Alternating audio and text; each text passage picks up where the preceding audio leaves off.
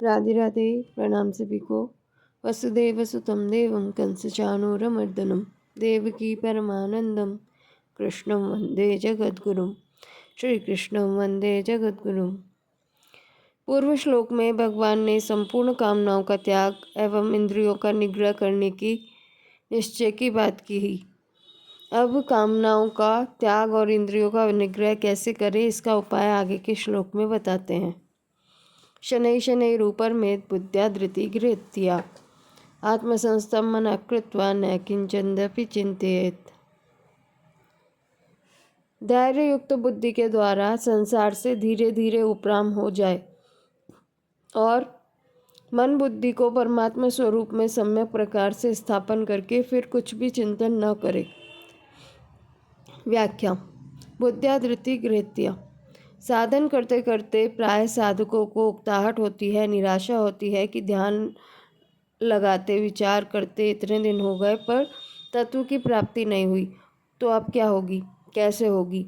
इस बात को लेकर भगवान ध्यान योग के साधक को सावधान करते हैं और उसको ध्यान योग का अभ्यास करते हुए सिद्धि प्राप्त न हो तो भी उकताना नहीं चाहिए, प्रत्युत धैर्य रखना चाहिए। जैसे सिद्धि प्राप्त होने पर, सफलता होने पर धैर्य रहता है, विफलता होने पर भी वैसा ही धैर्य रहना चाहिए कि वर्ष के वर्ष बीत जाएं, शरीर चला जाए तो भी परवाह नहीं, पर तत्व को तो प्राप्त करना ही है, कारण कि इससे बढ़कर दूसरा कोई ऐसा काम है ही नहीं। इसलिए इसको समाप्त करके आगे क्या काम करना है। यदि इससे भी बढ़कर कोई काम है तो इसको छोड़ो और उस काम को अभी करो। इस प्रकार बुद्धि को वश में कर लो, अर्थात बुद्धि में मान बढ़ाई, आराम आदि को लेकर जो संसार का महत्व पड़ा है उस महत्व को हटा दो। तात्पर्य है कि पूर्व श्लोक में जिन विषयों का त्याग करने के लिए कहा गया है, धैर्य युक्त बुद्धि से उन विषयों से उपराम हो जाए। शनै शनैरुपरमेत्। उपराम होने में जल्दबाजी न करे, किंतु धीरे धीरे उपेक्षा करते करते विषयों से उदासीन हो जाए और उदासीन होने पर उनसे बिल्कुल ही उपराम हो जाए।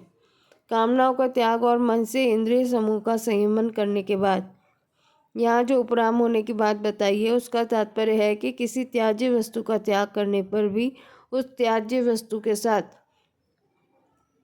आंशिक द्वेष का भाव रह सकता है।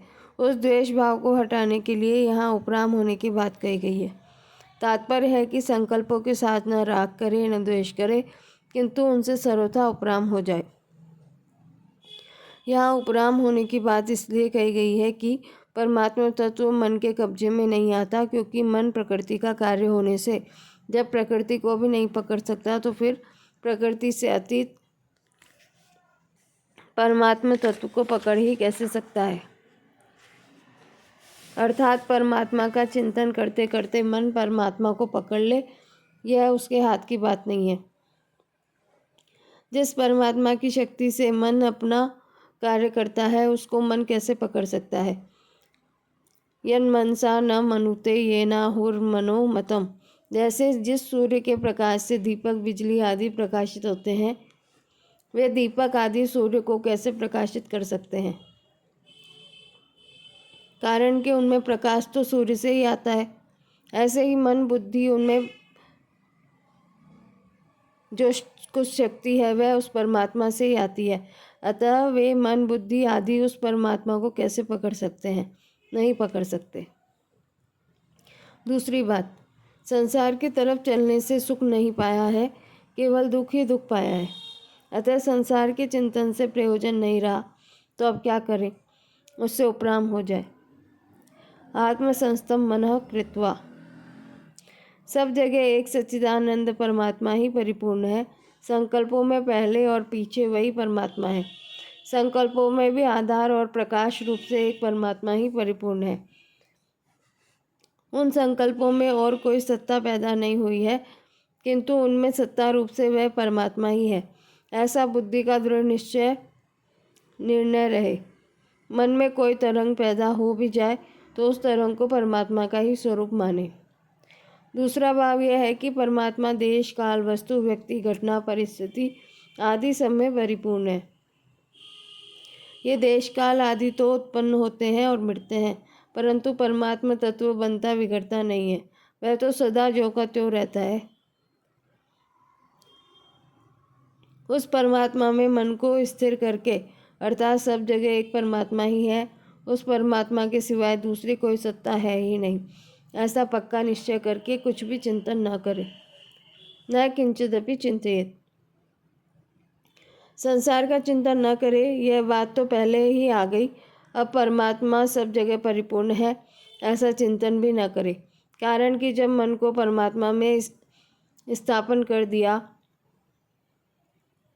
तो अब चिंतन करने से सविकल्प वृत्ति हो जाएगी, अर्थात मन के साथ संबंध बना रहेगा, जिससे संसार से संबंध विच्छेद नहीं होगा।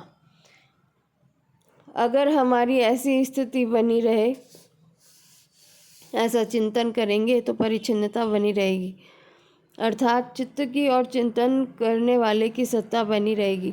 अतः सब जगह एक परमात्मा ही परिपूर्ण है, ऐसा दृढ़ निश्चय करने के बाद किसी प्रकार का किंचन मात्र भी चिंतन न करे। इस प्रकार उपराम होने से स्वतः सिद्ध स्वरूप का अनुभव हो जाएगा, जिसका वर्णन पहले 22वें श्लोक में हुआ है।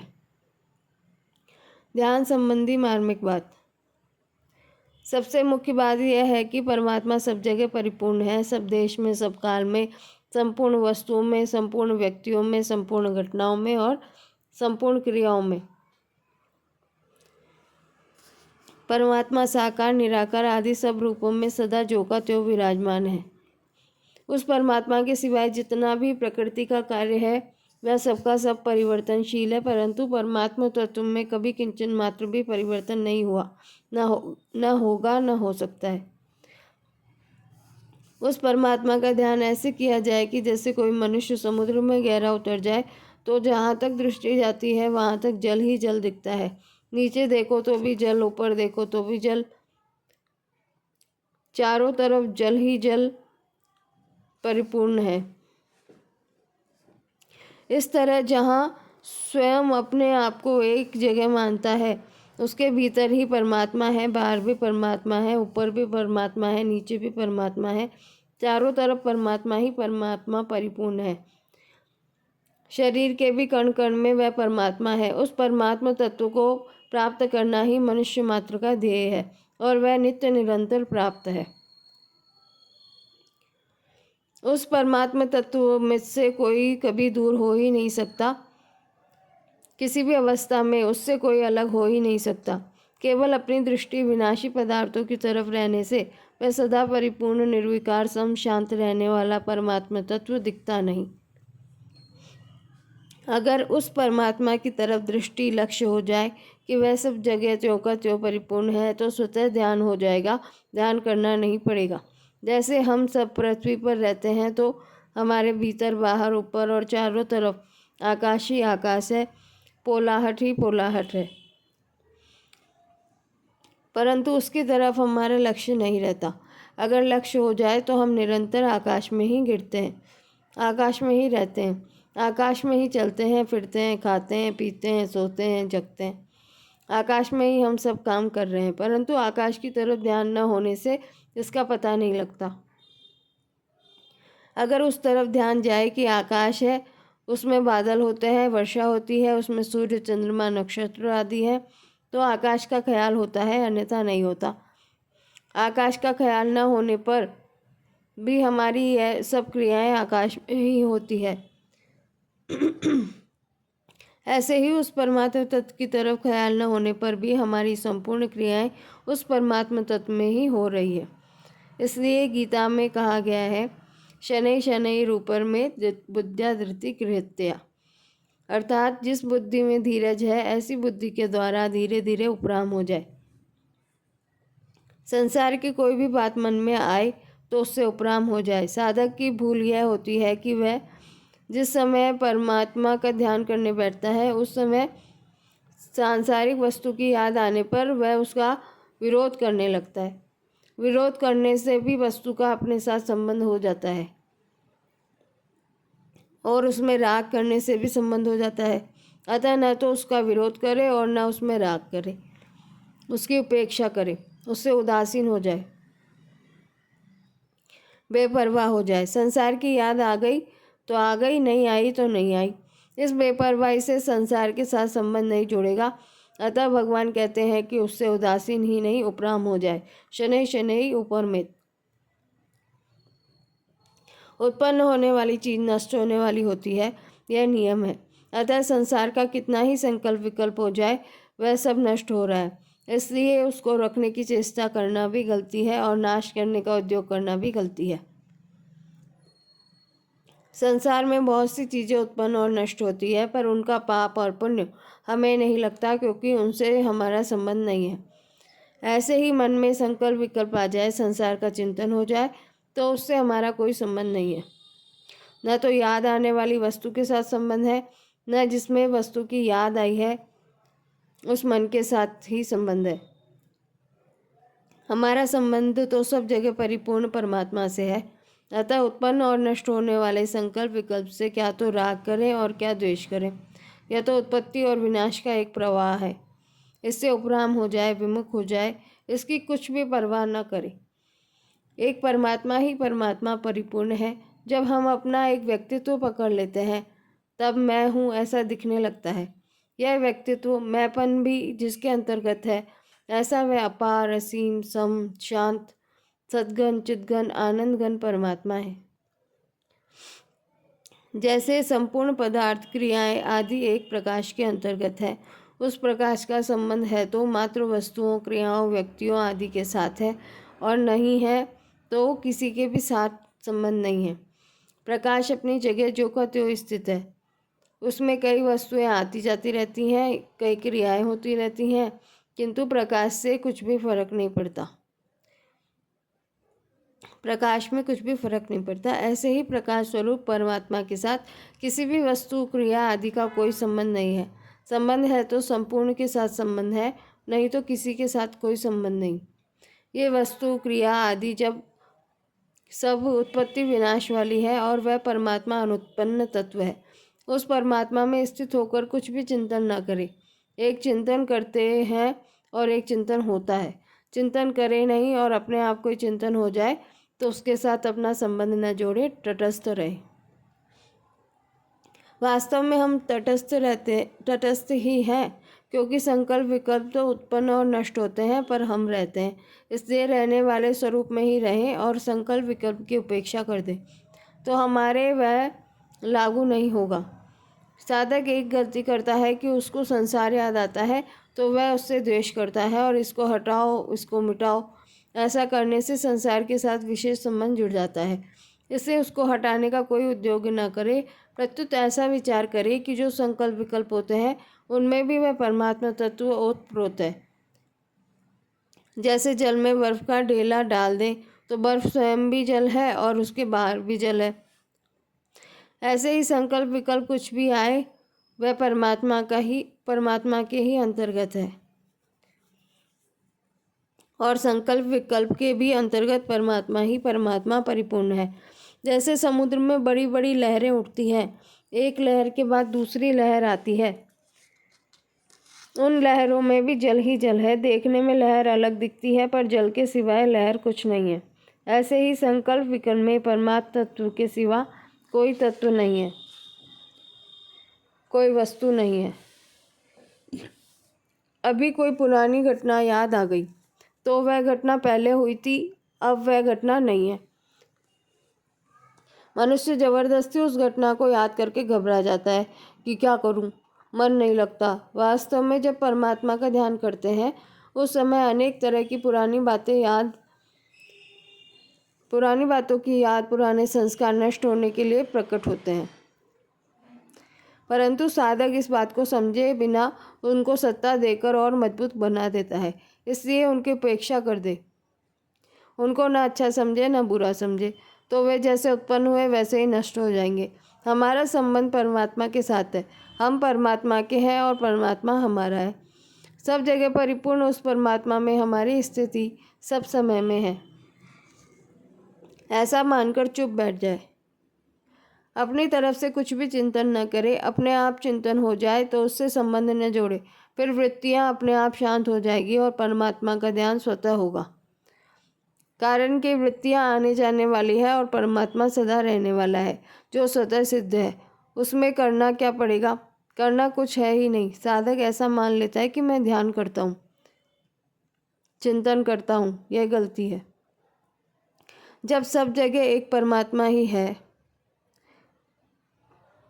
तो क्या चिंतन करे, क्या ध्यान करे? समुद्र में लहरें होती है पर जल तत्व में न लहरें हैं न समुद्र। ऐसे ही परमात्मा तत्व में न संसार है, न आकृति, न आना जाना है। वह परमात्मा तत्व परिपूर्ण है, सम है, शांत है, निर्विकार है, स्वतः सिद्ध है। उसका चिंतन करना नहीं पड़ता। उसका चिंतन क्या करें? उसमें तो हमारी स्थिति स्वतः है, हर समय है। व्यवहार करते समय भी उस परमात्मा से हम अलग नहीं होते, प्रत्युत निरंतर उसमें रहते हैं। जब व्यवहार वाली वस्तुओं को आदर देते हैं, महत्व देते हैं, तब विक्षेप होता है। एकांत में बैठे और कोई बात याद आ जाती है तो विक्षेप हो जाता है। वास्तव में विक्षेप उस बात से नहीं होता। उसको सत्ता दे देते हैं, महत्ता दे देते हैं, उससे विक्षेप होता है। जैसे आकाश में बादल आते हैं और शांत हो जाते हैं, ऐसे ही मन में कई स्फुरणाएँ आती हैं और शांत हो जाती हैं। आकाश में कितने ही बादल आएँ और चले जाएं, पर आकाश में कुछ परिवर्तन नहीं होता, वह ज्यों का त्यों रहता है। ऐसे ही ध्यान के समय कुछ याद आए अथवा ना आए, परमात्मा ज्यों का त्यों परिपूर्ण रहता है। कुछ याद आए तो उसमें भी परमात्मा है और कुछ याद ना आए तो उसमें भी परमात्मा है। देखने में, सुनने में, समझने में जो कुछ आ जाए, उन सब के बाहर भी परमात्मा है और सबके भीतर भी परमात्मा है। चर और अचर जो कुछ है वह भी परमात्मा ही है। दूर से दूर भी परमात्मा है, नज़दीक से नज़दीक भी परमात्मा है, परंतु अत्यंत सूक्ष्म होने से वह बुद्धि के अंतर्गत नहीं आता। ऐसा वह परमात्मा सद्गन, चिद्गन, आनंद घन है। सब जगह आनंद, अचल आनंद, अटल आनंद, आनंद ही आनंद है। एकांत में ध्यान करने के सिवाय दूसरे समय कार्य करते हुए भी ऐसा समझे कि परमात्मा सब में परिपूर्ण है। कार्य करते हुए सावधान होकर परमात्मा की सत्ता मानेंगे तो ध्यान के समय बड़ी सहायता मिलेगी, और ध्यान के समय संकल्प विकल्प की उपेक्षा करके परमात्मा में अटल स्थित रहेंगे तो व्यवहार करते समय परमात्मा के चिंतन में बड़ी सहायता मिलेगी। जो साधक होता है वह घंटे 2 घंटे नहीं, 8 प्रहर साधक होता है। जैसे ब्राह्मण अपने ब्राह्मणपने में निरंतर स्थित रहता है, ऐसे ही मात्र जीव परमात्मा में निरंतर स्थित रहता है। ब्राह्मण तो पैदा होता है पर परमात्मा पैदा नहीं होता, परंतु काम धंधा करते हुए पदार्थों की, क्रियाओं की, व्यक्तियों की तरफ वृत्ति रहने से उन सब में परिपूर्ण परमात्मा दिखता नहीं। इसलिए एकांत में बैठकर ध्यान करते समय और व्यवहार काल में कार्य करते समय साधक की दृष्टि इस तरफ रहनी चाहिए कि सब देश, काल, वस्तु, व्यक्ति, घटना, क्रिया आदि में एक परमात्मा तत्व ही ज्यों का त्यों परिपूर्ण है। उसी में स्थित रहें और कुछ भी चिंतन ना करें। परिशिष्ट भाव। ध्यान योग के 2 प्रकार हैं, मन को एकाग्र करना और विवेक पूर्वक मन से संबंध विच्छेद करना। विवेक पूर्वक संबंध विच्छेद से तत्काल मुक्ति होती है। संसार में कितना पाप पुण्य होता है पर उसके साथ हमारा संबंध है ही नहीं। ऐसे ही शरीर, इंद्रियां, मन, बुद्धि के साथ ही हमारा संबंध नहीं है। इसी को उपरति कहते हैं। चिंतन करने की वृत्ति से भी संबंध नहीं रहना चाहिए। श्रीमद् भागवत में आया है, सर्वं ब्रह्मात्मकं तस्य विद्यात्म मनीषया परिपश्यन् उपरमेत सर्वतो मुक्त संशय। पूर्वोक्त साधन करने वाला भक्त का सब कुछ परमात्मा स्वरूप ही है ऐसा निश्चय हो जाता है। फिर वह इस अध्यात्म विद्या के द्वारा सब प्रकार से संशय रहित होकर सब जगह परमात्मा को भलीभांति देखता हुआ उपराम हो जाए, अर्थात सब कुछ परमात्मा ही है, यह चिंतन भी न रहे, प्रत्युत साक्षात परमात्मा ही देखने लगे। संपूर्ण देश, काल, क्रिया, वस्तु, व्यक्ति, अवस्था, परिस्थिति, घटना आदि में एक ही परमात्मा तत्व सत्ता रूप से ज्यों का त्यों परिपूर्ण है। देश, काल आदि का तो अभाव है पर परमात्मा तत्व का नित्य भाव है। इस प्रकार साधक पहले मन बुद्धि से यह निश्चय कर ले कि परमात्मा तत्व है, फिर इस निश्चय को भी छोड़ दे और चुप हो जाए, अर्थात कुछ भी चिंतन न करे। आत्मा का, अनात्मा का, परमात्मा का, संसार का, संयोग का, वियोग का कुछ भी चिंतन न करे।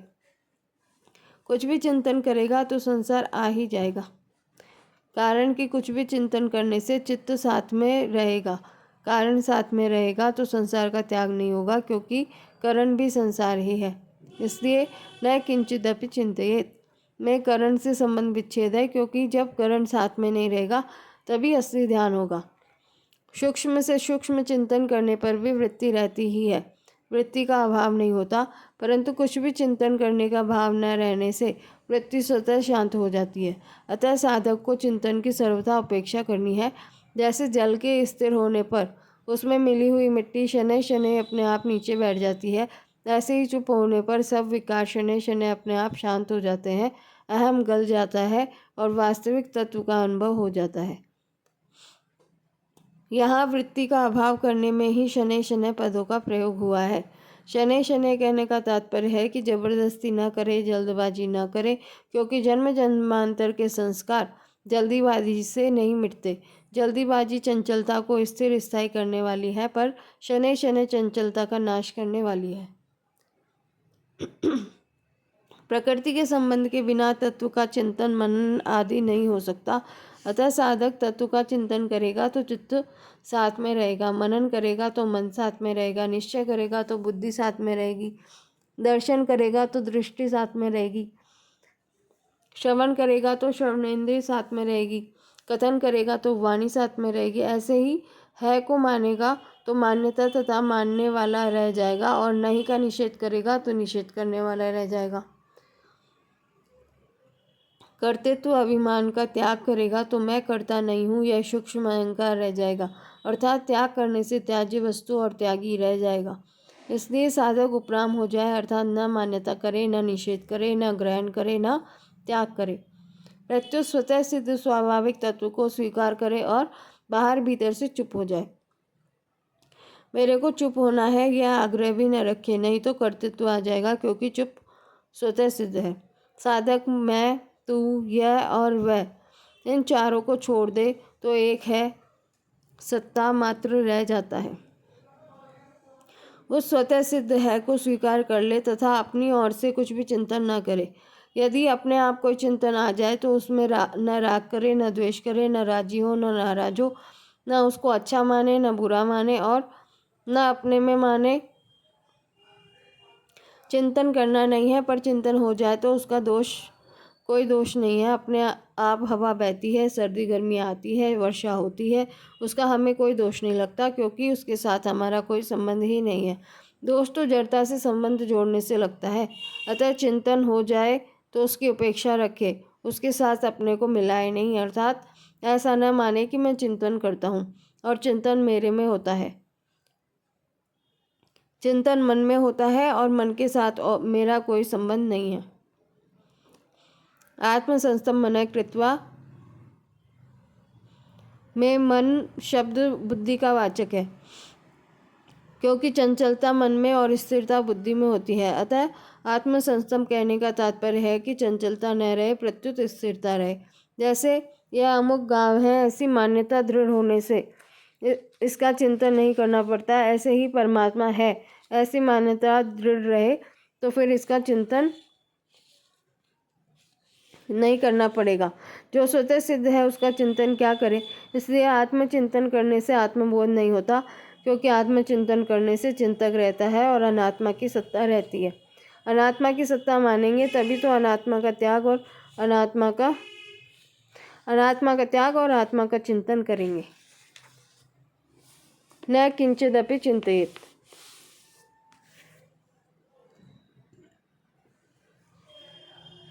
इसको चुप साधन, मूक सत्संग और अचिंत्य का ध्यान भी कहते हैं। इसमें न तो स्थूल शरीर की क्रिया है, न सूक्ष्म शरीर का चिंतन है और न कारण शरीर की स्थिरता है।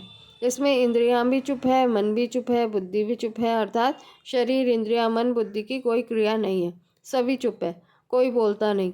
जो देखना था वह देख लिया, सुनना था जो सुन लिया, बोलना था जो बोल लिया, करना था जो कर लिया। अब कुछ भी देखने, सुनने, बोलने, करने आदि की रुचि नहीं रही। ऐसा होने पर ही चुप साधन होता है।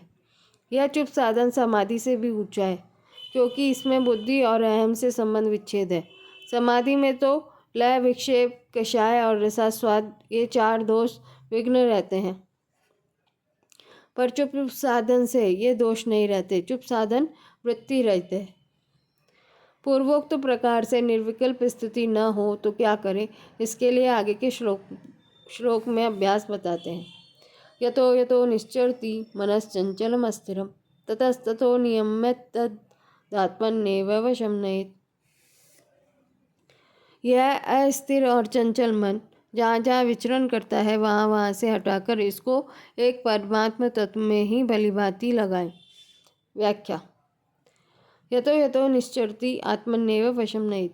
साधक ने जो देह बनाया है उसमें वह मन टिकता नहीं, ठहरता नहीं, अतः इसको अस्थिर कहा गया है। यह मन तरह तरह के सांसारिक भोगों का, पदार्थों का चिंतन करता है, अतः इसको चंचल कहा गया है। तात्पर्य है कि यह मन तो परमात्मा में स्थिर होता है और न संसार को ही छोड़ता है, न तो परमात्मा में स्थिर होता है न संसार को छोड़ता है।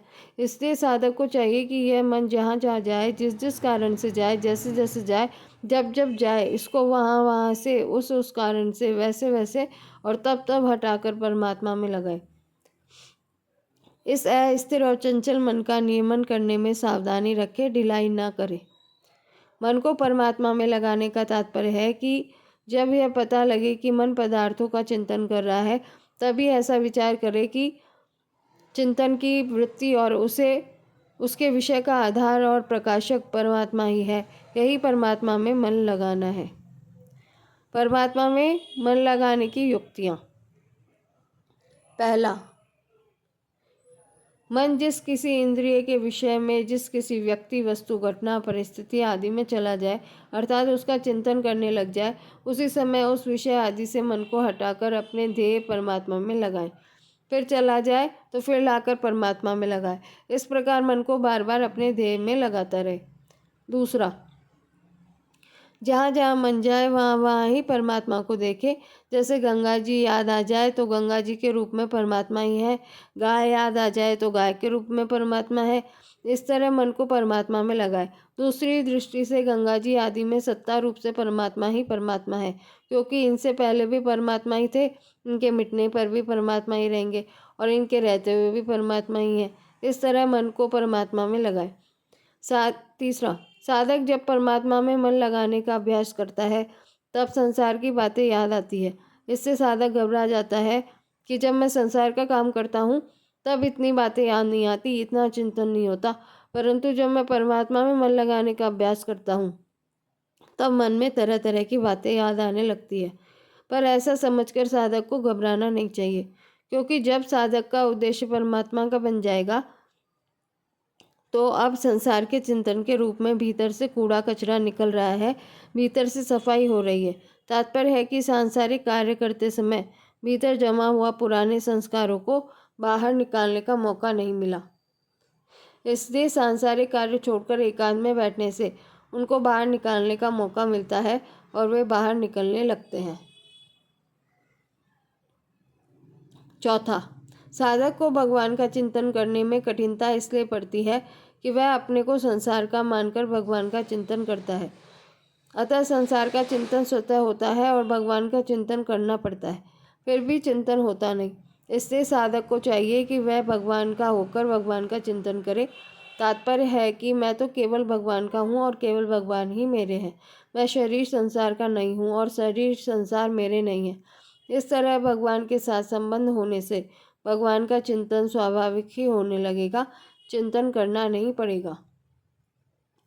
पांचवा, ध्यान करते समय साधक को यह ख्याल रखना चाहिए कि मन में कोई कार्य जमा न रहे, अर्थात अमुक कार्य करना है, अमुक स्थान पर जाना है, अमुक व्यक्ति से मिलना है, अमुक व्यक्ति के मिलने के लिए आने वाला है तो उसके साथ बातचीत भी करनी है, आदि कार्य जमा न रखे। इन कार्यों के संकल्प ध्यान को लगने नहीं देते, अतः ध्यान में शांतचित्त होकर बैठना चाहिए। छठा, ध्यान करते समय कभी संकल्प विकल्प आ जाए तो अड़ंग बड़ंग स्वाहा ऐसा कहकर उनको दूर कर दे, अर्थात स्वाहा कहकर संकल्प विकल्प की आहुति दे दे। सातवां, सामने देखते हुए पलकों को कुछ देर बार बार शीघ्रता से झपकाए और फिर नेत्र बंद कर ले। पलकें झपकाने से जैसे बाहर का दृश्य कटता है, ऐसे ही भीतर के संकल्प विकल्प भी कट जाते हैं। 8वां, पहले नासिका से श्वास को 2-3 बार जोर से बाहर निकाले और फिर अंत में जोर से फूंकार के साथ पूरे श्वास को बाहर निकालकर बाहर ही रोक दे। जितनी देर श्वास रोक सके उतनी देर रोककर फिर धीरे धीरे श्वास लेते हुए स्वाभाविक श्वास लेने की स्थिति में आ जाए। इससे सभी संकल्प विकल्प मिट जाते हैं। परिशिष्ट भाव। यदि पुरुष लोक के अनुसार चुप साधन न कर सके तो मन जहाँ जहाँ जाए वहाँ से हटाकर उसको एक परमात्मा में लगाए। मन को परमात्मा में लगाने का एक बहुत श्रेष्ठ साधन है कि मन जहाँ जहाँ जाए वहाँ परमात्मा को ही देखे अथवा मन में जो जो चिंतन आए उसको परमात्मा का ही स्वरूप समझे। एक मार्मिक बात है कि जब तक साधक एक परमात्मा की सत्ता के सिवाय दूसरी सत्ता मानेगा तब तक उसका मन सर्वथा निरुद्ध नहीं हो सकता। कारण कि जब तक अपने में दूसरी सत्ता की मान्यता है तब तक राग का सर्वथा नाश नहीं हो सकता और राग का सर्वथा नाश हुए बिना मन सर्वथा निर्विषय नहीं हो सकता।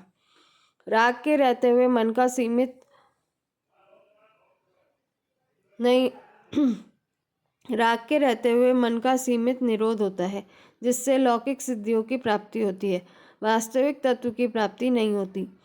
दूसरी सत्ता की मान्यता रहते हुए जो मन निरुद्ध होता है उसमें व्युत्थान होता है, अर्थात उसमें समाधि और व्युत्थान ये दो अवस्थाएं होती है।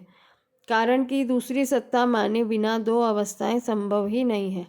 अतः मन का सर्वथा निरोध दूसरी सत्ता न मानने से ही होगा। इससे आगे की श्लोक की चर्चा कल करेंगे। राधे राधे। अब आज ये 80 नंबर की क्लास हो गई है अपनी पूरी। कुछ दिनों में 20 क्लासें और हो जाएंगी, पूरे 100 हो जाएंगे। तो प्रार्थना ही है सबसे कि जो भी नए लोग देखते हैं ये वीडियो, कृपया इस चैनल को सब्सक्राइब करें, जिससे रोज़ के वीडियो उन तक पहुंच जाए।